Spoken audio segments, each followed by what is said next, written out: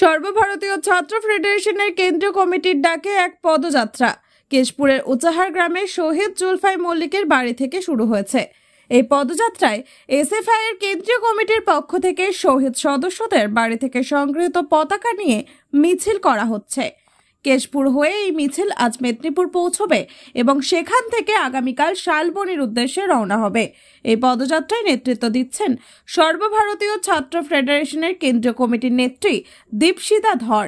এই দিন কেশপুরের মহিষাদা প্রতীক্ষালয়ে সিপিএম এর কর্মীদের পক্ষ থেকে দীপশিতা ধরকে সংবর্ধনা দেওয়া হয়। এছাড়াও উড়িষ্যায় কর্মরত বেশ কিছু পরিযায়ী শ্রমিক দীপশিতা ধরের কাছে উড়িষ্যায় কাজ করতে না পারার অভিযোগ জানান। কেশপুরের সাংবাদিকদের মুখোমুখি হয়ে দীপশিতা ধর অভিযোগ করেন, কেশপুরের সন্ত্রাস শেষ হয়ে যায়নি, এখনো বিরাজমান।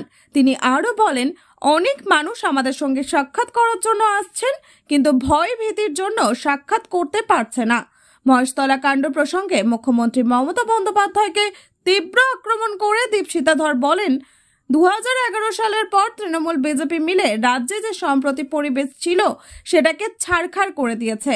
তার অভিযোগ, আপনি হিন্দু না মুসলিম, আপনি মন্দিরে যান না মসজিদে যান, আপনি তৃণমূল করেন বা বিজেপি করেন, এর বাইরে আর কোনো কথা নেই।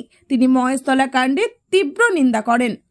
রাজ্যের সর্বোচ্চ আসনে আসীন মুখ্যমন্ত্রীর বিরুদ্ধে তোপ দেগে দীপশিতা ধর বলেন, রাজ্যের সর্বোচ্চ চেয়ারে যিনি বসে আছেন তিনি তো বড় বড় বাতালা মারেন।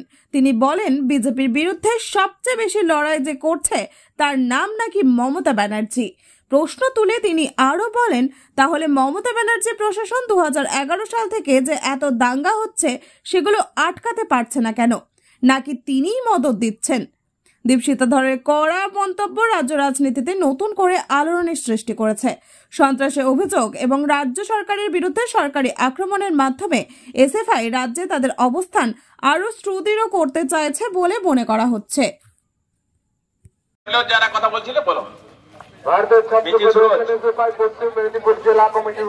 কিন্তু কোন এক ধরনের ভীতি এই বিগত 2-1 দিন ধরে যা সমস্ত কর্মকাণ্ড এখানে হয়েছে সেই ভয়টা রয়েছে।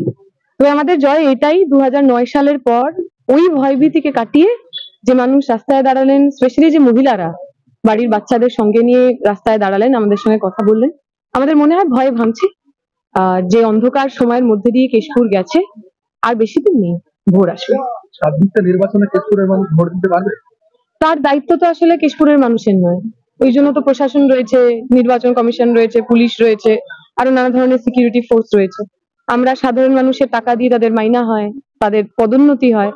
সাধারণ মানুষকে ভোট দেওয়ার অধিকার সুনিশ্চিত করার দায়িত্বটা প্রশাসনের। যদি প্রশাসন নিরপেক্ষভাবে কাজ করে তাহলে এখানকার সাধারণ মানুষ ভোট দিতে চান, নিজের পছন্দের মানুষকেই ভোট দিতে চান, কোন রকম গুন্ডামি, কোন রকম চোখরাঙানি এই সমস্ত উপেক্ষা করেই ভোট দিতে চান। আজকে আমাদের কেন্দ্রীয় কমিটির ডাকে বিভিন্ন দেশে যারা আমাদের শহীদ রয়েছেন তাদের বাড়ি থেকে মিছিল যাঠার ডাক। আজকে আমরা এখান থেকে মিছিল করে মেদিনীপুর অব্দি যাব, মেদিনীপুরে সভা হবে, আবার কালকে সকালে মেদিনীপুর থেকে আমরা শালবনির উদ্দেশ্যে আরেকজন আমাদের যে তিলক টুডু সেই শহীদের বাড়ির উদ্দেশ্যে আমরা যাত্রা করব। এই পুরো যাত্রা পথে মনে করে স্মৃতি এবং আত্মত্যাগকে আমরা মনে করতে চাই। মহেশতলায় যে ঘটনা ঘটেছে তার বিরুদ্ধে প্রশাসনের সামনে থেকে কিন্তু তাণ্ডব চালিয়েছে একদল মানুষ, এই বিষয়ে কি বলবেন? একদল মানুষ তো নয়, ওইখানকার যিনি এখন বিজেপি, কিছুদিন আগে যিনি তৃণমূলে ছিলেন, তিনি মন্দিরের সামনে মুসলমান মানুষদের নাকি যারা ফল বেচেন তাদের বসতে দেবেন না, এই করে তারা ঝামেলা ঝঞ্ঝাট করেছে। আমরা জানি বাংলা এমন একটা দেশ যেখানে মানুষের সবচেয়ে বড় পরিচয় ছিল সে মানুষ। আমরা জানি ভারত এমন একটা দেশ যে দেশে কাজী নজরুল ইসলাম শ্যামা সঙ্গীত লিখে গেছেন। মুসলমান মানুষ হিন্দুদের দেবতা নিয়ে গান লিখছেন কেন, এই প্রশ্ন করার মতো মানে ধৃষ্টতা, সাহস কারোর কোনোদিনও হয়নি। 2011 সালের পর থেকে তৃণমূল বিজেপি দুজনে মিলে সেই যে সম্প্রীতির পরিবেশ ছিল সেটাকে একেবারে ছাড়খাড় করে দিয়েছে। আপনি হিন্দু না আপনি মুসলমান, আপনি মন্দিরে যান না আপনি মসজিদে যান, আপনি তৃণমূল করেন না আপনি বিজেপি করেন, এর বাইরে যেন মানুষের আর কোনো পরিচয় নেই। ওইখানে যা ঘটনা হয়েছে আমরা তার নিন্দা করছি। আমরা চাইবো এই রাজ্যের এই মুহূর্তে যিনি আসনে বসে আছেন, চেয়ারে বসে আছেন, তিনি তো বড় বড় বাতেলা মারেন যে তিনি বিজেপির বিরুদ্ধে নাকি সবচেয়ে বড় যে লড়াই করছে তার নাম নাকি মমতা ব্যানার্জি। তাহলে মমতা ব্যানার্জি প্রশাসনে 2011 সালের পর থেকে একের পর এক দাঙ্গা হলো, তিনি আটকাতে পারছেন না কেন, নাকি তিনি মদত দিচ্ছেন? তিনিও চান গান্ধী হলে হিন্দু মুসলমান হবে, তৃণমূল বিজেপি হবে, ওনার লাভ হবে।